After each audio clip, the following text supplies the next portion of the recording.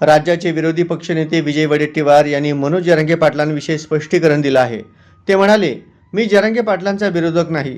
त्यांनी समाजासाठी सुरू केलेलं आंदोलन महत्त्वाचं आहे आणि त्यामागचं दुःख आम्हाला समजतं, पण काही गैरसमज पसरवले जात आहेत। सरकार आणि समाज यांच्यातील तोडगा निघावा हीच माझी भूमिका आहे। वडेट्टीवार यांनी स्पष्ट केलं की समाजाच्या मागण्या योग्य पद्धतीने पूर्ण व्हायला हव्यात आणि आंदोलनाचा राजकीय हेतू शोधणं चुकीचं ठरेल। त्यांनी समाजाला एकजूट ठेवण्याचं आवाहन केलं आहे।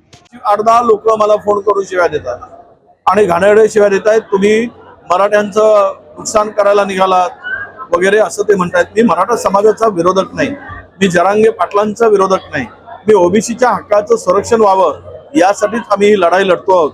तर मला त्यांना विनंतीच करायची आहे की तुम्ही आम्हाला शिव्या घालून आमचं नुकसान करू नका। काही टवाळके मराठा समाजाच्या तरुणांनी जर आम्हाला अश्लील घाणेरड्या शिव्या देत असतील तर सरकारने याची दखल घ्यावी। आम्हालाही तशी माणसं पोचता येतात, पण आम्हाला अशी किळसवाणे धंदे करायचे नाही।